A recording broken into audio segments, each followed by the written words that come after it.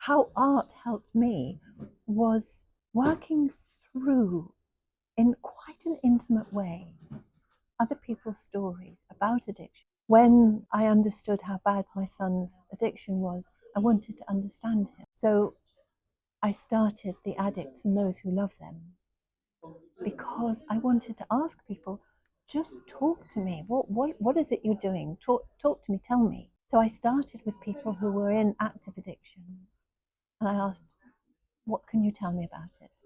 So I painted their portraits and asked them. And then I went on to ask people who weren't addicts. I went on to ask people whose parents were an addict, or a family member was an addict. How do you manage? What's your story?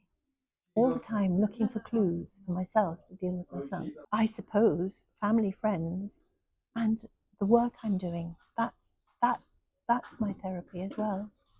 I'm in touch with a lot of different people, a lot of different families, and we're all in the same boat, and we hold each other. I started this Addicts and Those Who Love Them. Behind every addict is someone traumatized by loving them. It's because I am that person traumatized by loving an addict. So my son was an addict for maybe 14, 15 years. Life with someone who's an addict is distressing. You lose your sense of perspective. You feel that you failed because your child is doing this dreadful thing, addiction.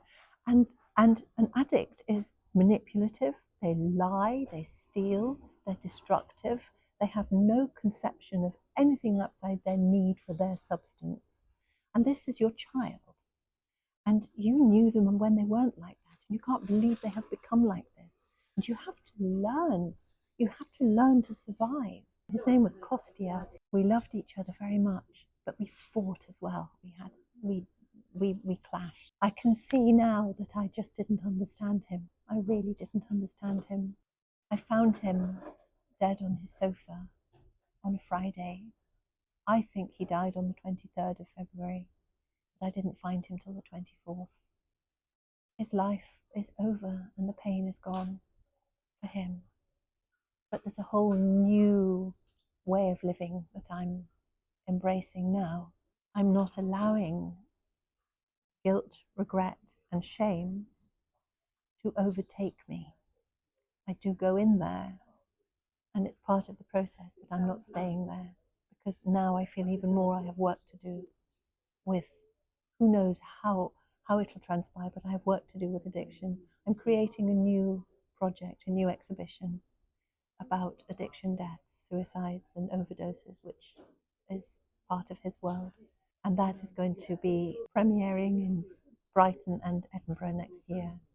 So I'm working on that at the moment. It's called Beloved, because part of the grieving process that I talked about is about looking for the light. This whole subject is already very dark. So I'm transforming it. I'm saying, here is the light.